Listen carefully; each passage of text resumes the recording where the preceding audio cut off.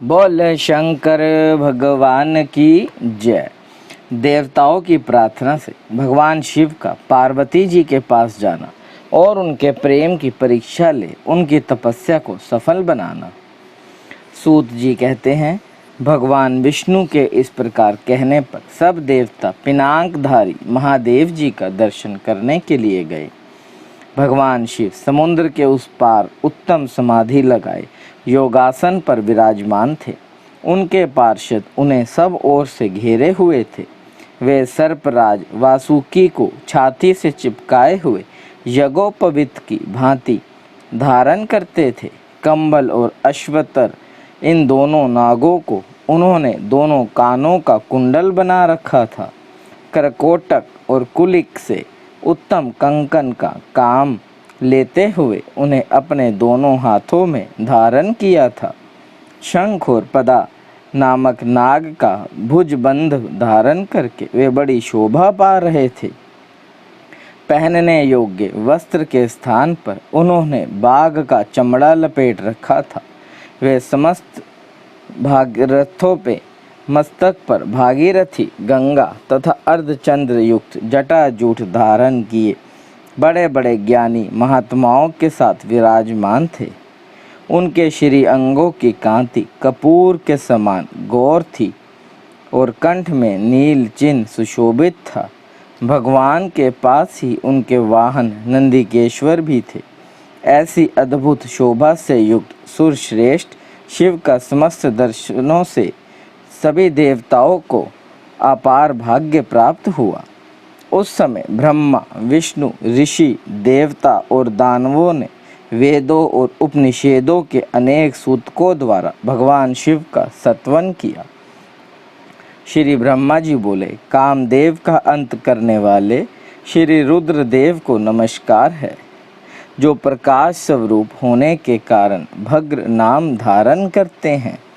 तीनों लोकों में जिनका सौभाग्य सबसे बढ़कर है, उन त्रिनेत्रधारी भगवान महेश्वर को नमस्कार है, जो संपूर्ण जगत के भरण पोषण करने वाले बंधु हैं तथा यह संपूर्ण विश्व जिनका स्वरूप है, उन भगवान त्र्यंबक को नमस्कार है।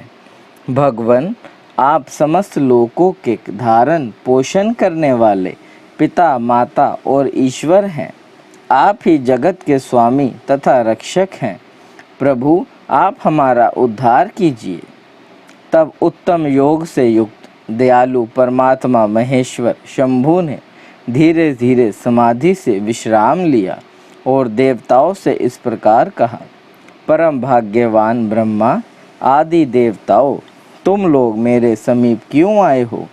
इस समय यहाँ आने का कारण बतलाओ।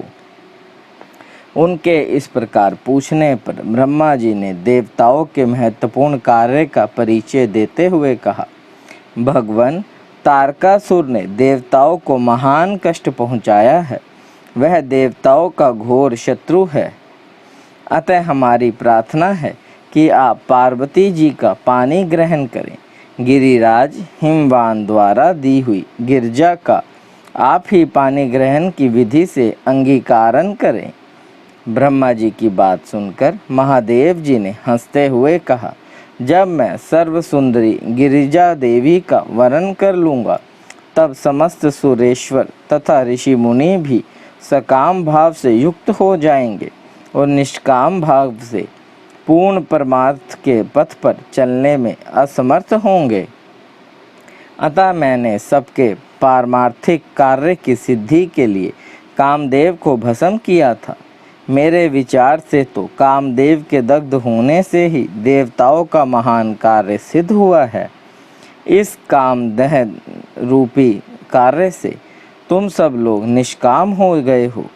अब जैसा मैं हूँ वैसा ही तुम लोग भी हो। अतः हम लोग अब प्रयत्न पूर्वक अत्यंत दुष्कर तथा परम उत्तम तप का अनुष्ठान करें और करवाएं। कामदेव के न रहने से तुम सब देवता समाधि लगाकर परमानंद में निमग्न हो सदा सुखी रहोगे। काम तो नरक में ही ले जाने वाला है। उसी से क्रोध का जन्म होता है, क्रोध से समोह होता है और समूहों से मनुष्य जल्दी ही भ्रम में पड़ जाता है। अतः सभी श्रेष्ठ देवता काम क्रोध का परित्याग करके शास्त्रों और संतों के सदुपदेशों को माने, उनके अनुसार जीवन बनावे। विषभ के चिन्ह से युक्त ध्वजा धारण करने वाले भगवान महादेव ने इस प्रकार बात उत्तम कहकर देवताओं और ऋषि मुनियों को भली भांति समझाया। तत्पश्चात वे पुनः ध्यान लगाकर मौन हो गए। तब वे सब देवता अपने अपने स्थान को चले गए। फिर शिवजी जी ने बुद्धि के द्वारा मन को आत्मा में एकाग्र करके अपने स्वरूप का एक प्रकार चिंतन किया और पर से भी अत्यंत परे अपने आप में स्थित मल आदि दोषों से रहित, विघ्न बाधाओं से शून्य, निरंजन, निर्लिपित तथा निर्भास, मिथ्या ज्ञान से रहित हैं, जिसके विषय में विवेकी विद्वान भी मोहित हो जाते हैं।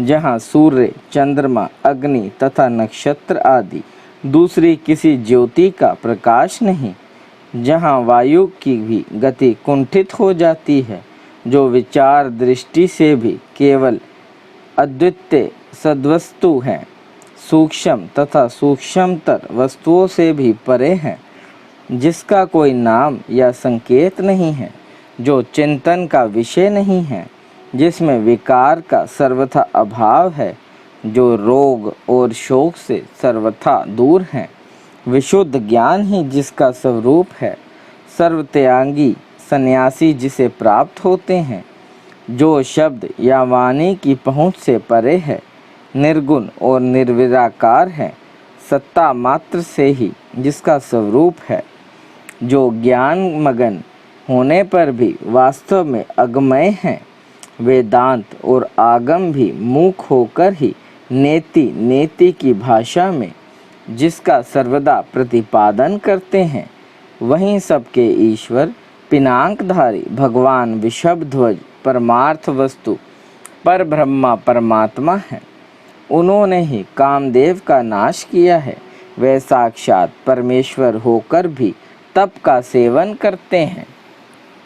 लोमश जी कहते हैं, उधर पार्वती देवी बड़ी कठोर तपस्या में लगी हुई थी। उस तपस्या से उन्होंने भगवान शंकर को जीत लिया। देवी की तपस्या से हार मानकर भगवान शिव समाधि से विरत हो तुरंत उस स्थान पर गए जहाँ पार्वती जी विराजमान थी। वहाँ पहुंचकर उन्होंने देखा देवी गिरजा सखियों से घिरी हुई वेदी पर बैठी है और चंद्रमा की कला के समान प्रकाशित हो रही है।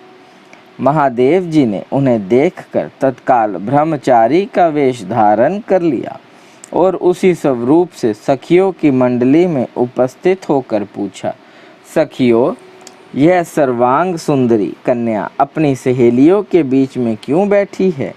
यह कौन है? किसकी पुत्री है? कहाँ से आई है और किस लिए तपस्या कर रही है? जब जया ने उत्तर दिया, ब्रह्मचारी जी, यह गिरिराज हिमवान की कन्या है और तपस्या द्वारा परमेश्वर रुद्र को पति रूप में प्राप्त करने का इच्छा प्रकट कर चुकी है।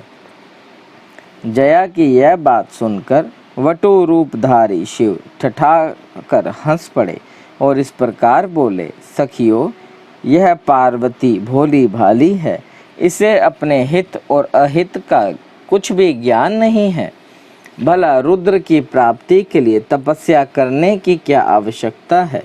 अरे, रुद्र तो अमंगल रूप है, हाथ में कपाल धारण करते हैं।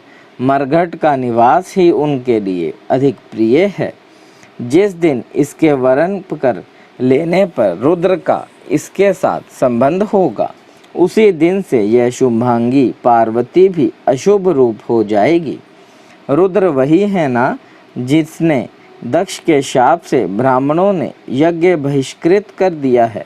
अत्यंत भयानक विष वाले जो सर्प थे, वे ही उनके अंगों का आभूषण बने हुए हैं। रुद्र अपने अंगों में चिता की राख लगाते हैं, चमड़े का वस्त्र पहनते हैं, अमंगालिक वस्तुएं धारण करते हैं, तथा निरंतर भूत प्रमथ और पिशाचों से घिरे रहते हैं। इस सुकुमारी कन्या को उस रुद्र से क्या लेना है। सखियों को चाहिए कि इसे ऐसा करने से रोके। मनोहर रूप वाले देवराज इंद्र, परम तेजस्वी धर्मराज वरुण, कुबेर, वायु तथा अग्नि को छोड़कर रुद्र के प्रति इसका अनुराग कैसे हुआ। परमेश्वर शिव ने इस प्रकार की बहुत सी बातें वहाँ कही। पार्वती सखियों के मध्य में बैठकर तपस्या में संलग्न थी। उन्होंने वटु रूपधारी रुद्र की बातें सुनकर उनके प्रति रोष प्रकट करते हुए कहा, जया, साध्वी, विजया, विश्व सुंदरी, प्रमलोचा और महाभाग्य सुलोचना, मैं तुम लोगों से कहती हूँ, मैंने जो कुछ किया है ठीक किया है, परंतु तुम्हें इस ब्रह्मचारी से क्या काम है जो इसकी कठोर बातें सुनती हो। ब्रह्मचारी का रूप धारण करके यह कोई महादेव जी का निंदक आ गया है, ऐसा समझो। सखियों, ऐसे व्यक्ति से अपना क्या प्रयोजन जो महात्माओं की निंदा करने वाले, पापी, कृतघ्न, वेद दूषक, वेद भ्रष्ट और मर्यादाहीन हैं। उन लोगों के साथ बुद्धिमान पुरुषों को वार्तालाप नहीं करना चाहिए।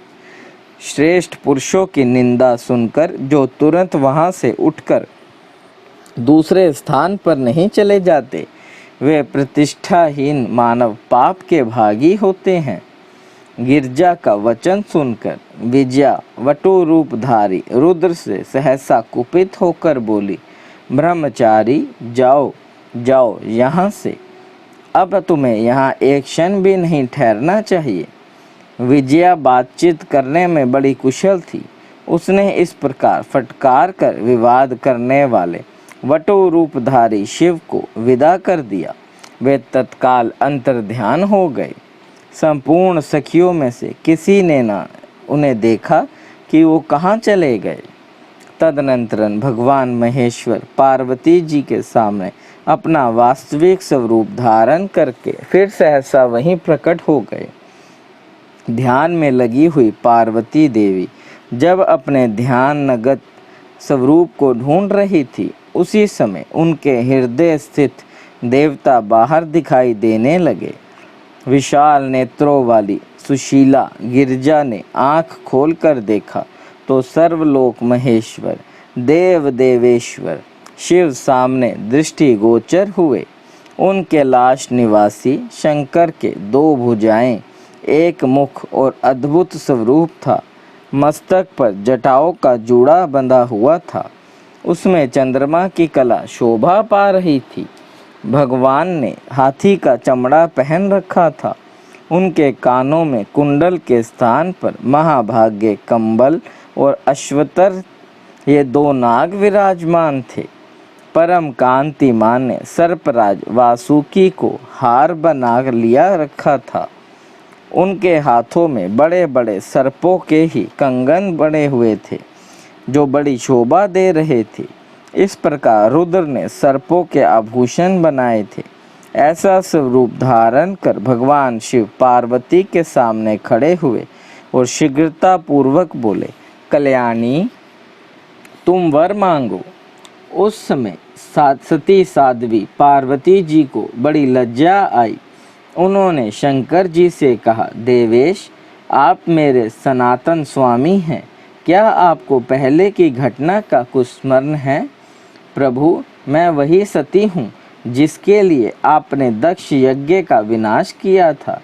वही आप हैं और वही मैं हूँ। तारकासुर के वध रूप देव कार्य की सिद्धि के लिए मैं मैना के गर्भ से प्रकट हुई हूँ। आपसे मेरे द्वारा एक पुत्र होगा, इसलिए महेश्वर आप मेरी एक प्रार्थना स्वीकार करें।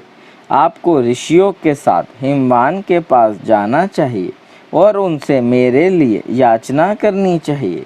मेरे पिता हिमवान आपकी आज्ञा का पालन करेंगे, इसमें संदेह नहीं है। पूर्व काल में जब मैं दक्ष की कन्या थी, उस समय भी मेरे पिता ने ही मुझे आपकी सेवा में समर्पित किया था। महाभाग्य, हमारा और आपका विवाह देवताओं की कार्य सिद्धि के लिए ही हो रहा है। जब महादेव जी ने पार्वती से हंसते हुए कहा, देवी, अहंकार रूपा प्रकृति से महतत्व उत्पन्न हुआ, महतत्व से तामस अहंकार की उत्पत्ति हुई, तामस अहंकार से सर्वव्यापी आकाश प्रकट हुआ, आकाश से वायु और वायु से अग्नि की उत्पत्ति हुई, अग्नि से जल और जल से पृथ्वी हुई। सुमुखी पृथ्वी आदि भूत तथा भौतिक वस्तुएं जो भी दृष्टि में आती हैं उन सबको नश्वर समझो। अविनाशी जो आत्मा ही है और जो एक होकर भी अनेकता को प्राप्त हुआ है, निर्गुण होकर भी गुणों से आवृत हो रहा है, जो सदा अपने ही प्रकाश से प्रकाशित होने वाला है, किंतु इस समय दूसरे से प्रकाश ग्रहण करने वाला बन गया है, स्वतंत्र होकर भी प्रतंत्र हो गया है। देवी, प्रकृति रूप से तुमने ही महत्व तत्व को प्रकट किया है। यह संपूर्ण महामाया जगत तुम्हारे द्वारा ही रचा गया है। तीनों गुणों का कार्य तुमने ही प्रकट किया है। तुम्हें त्रिगुणमयी सूक्ष्म प्रकृति हो और मैं सदा तुम्हारे साथ सब व्यापारों का साक्षी मात्र हूँ। मैं हिमालय के पास नहीं जाऊँगा, उनसे किसी प्रकार की याचना नहीं करूँगा, क्योंकि किसी के सामने दीजिए ऐसा वचन मुंह से निकालने पर पुरुष उसी क्षण लघुता को प्राप्त हो जाता है। ऐसा कहकर भगवान शिव अपने स्थान को चले गए।